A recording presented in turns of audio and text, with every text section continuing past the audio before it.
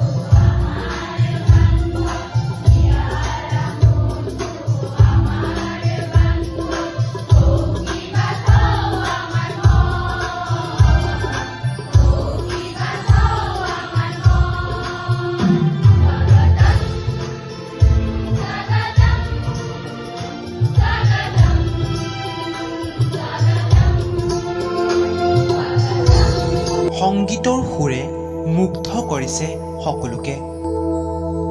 সকলোৱে সাক্ষী হৈছে এক মধুৰ ক্ষণৰ। সৃষ্টি হৈছে এক সুকীয়া পৰিৱেশ। মিলন ঘটিছে প্ৰাক্তন ছাত্ৰ তথা বৰ্তমানৰ সন্মানীয় ব্যক্তিসকল, শিক্ষক শিক্ষয়িত্ৰী, ছাত্ৰ ছাত্ৰীৰ লগতে অভিভাৱকৰ। এই সমবেত সংগীত ৰচিত কৰিছিল বান্ধৱৰে সন্তান। বান্ধৱৰ অপাৰ অৱদান সহজে বুজোৱা টান।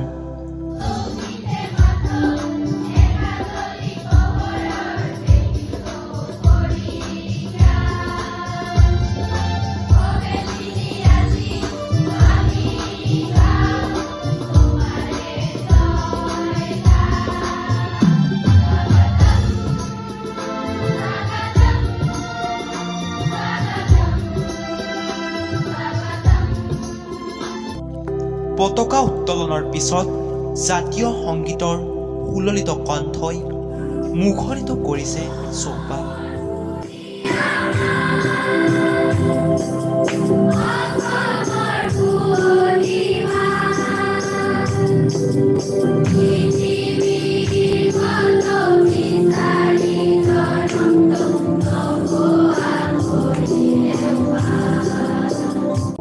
তাৰ পিছতে বিজনী বান্ধব উচ্চতৰ মাধ্যমিক বিদ্যালয়ৰ উন্নতিকল্পে নিজকে উৎসৰ্গিত কৰা প্ৰয়াত শ্ৰদ্ধেয় ব্যক্তিসকললৈ এজন এজনকৈ অশ্ৰু অঞ্জলি যাচে।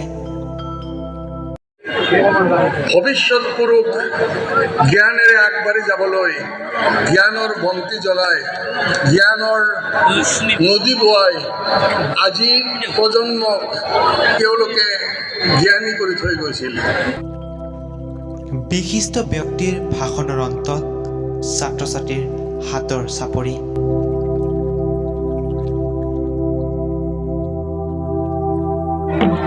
এয়া বৰ্ণিল শোভাযাত্ৰাৰ আগমুহূৰ্তৰ ৰঙীন দৃশ্য। হিলে দলে ওলাই আহিছে সকলোৱে। পবিত্ৰ দিনত ৰঙীন পৰিৱেশে বিৰাজ কৰিছে চৌদিশে।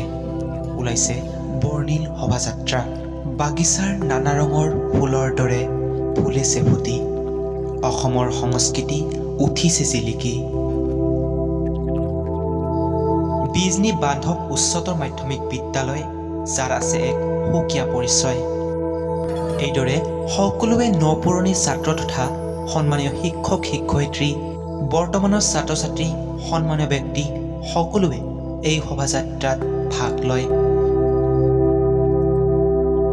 বিজনী বান্ধব উচ্চতৰ মাধ্যমিক বিদ্যালয়ত যিহেতু বিভিন্ন সম্প্ৰদায়ৰ লোক আছে, গতিকে নিজৰ নিজৰ সম্প্ৰদায়ৰ নিজা নিজা সাজপাৰ পৰিধান কৰি তেওঁলোকে অংশগ্ৰহণ কৰিছে এই বৰ্ণিল শোভাযাত্ৰাত।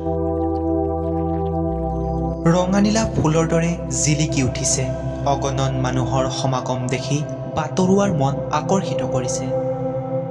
বড়োসকলে তেওঁলোকৰ পৰম্পৰাগত সাজপাৰযোৰ পিন্ধি হাতত অস্ত্ৰ লৈ ওলাইছে। আন কোনো এটা দলে কঁকালত খালৈ হাতত খৰাহী লৈ ওলাইছে। কেইজনমানে হাজং সাজত, কেইজনমানে কচৰাজবংশী ৰূপত। আজিকালি নিজ জাতিৰ সাজপাৰ এক কথাত বিলুপ্তিৰ পথত। এনেবোৰ দৃশ্যই যেন নিজ জাতিৰ সাজপাৰযোৰ চিনাকি কৰি দিয়ে। বিহু অবিহনে যেন আধৰুৱা অনুভৱ হয়। এইদৰে নাচনীয়ে খপাত কপৌ ফুল, হাতত গামখাৰু দিছে নিজকে অসমীয়াৰ পৰিচয়। দুয়োফালে অসমীয়া জাতীয় জীৱনৰ এক অন্যতম প্ৰতীক জাপি লৈ আগবাঢ়িছে এই বাৰেৰহণীয়া বৰ্ণিল শোভাযাত্ৰা। গাইছে বান্ধৱৰ জয়গান।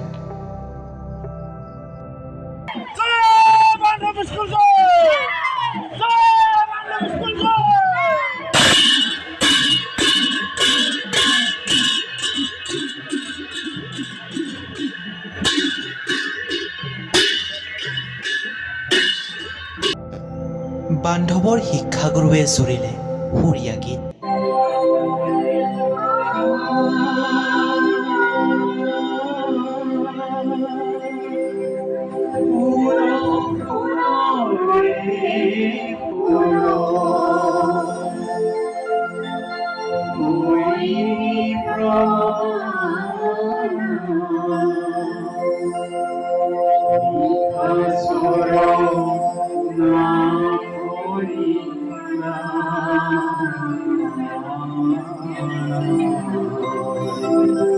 বান্ধৱত যেন প্ৰতিভাৰ সীমা নাই। এয়া তাহানিৰে বান্ধৱৰ অৱদান।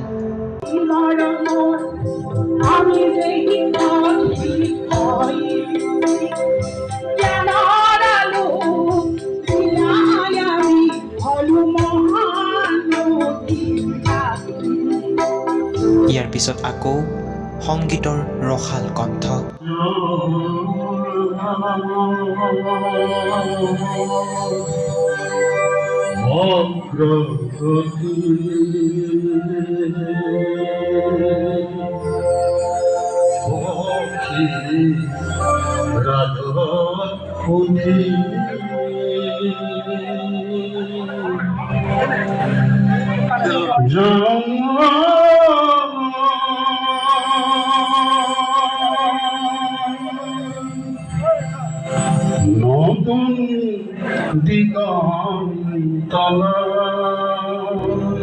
এয়া বড়ো সংস্কৃতিৰ নৃত্য।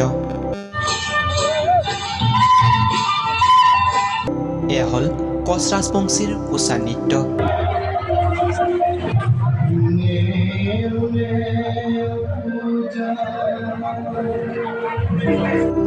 বান্ধৱৰ বান্ধনে বান্ধিছে, সবে মিলি হৈছে এক গত।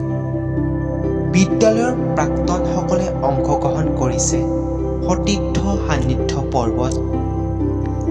সকলোৱে যেন বিচাৰি উলিয়াইছে অতীতৰ মধুৰ কথা।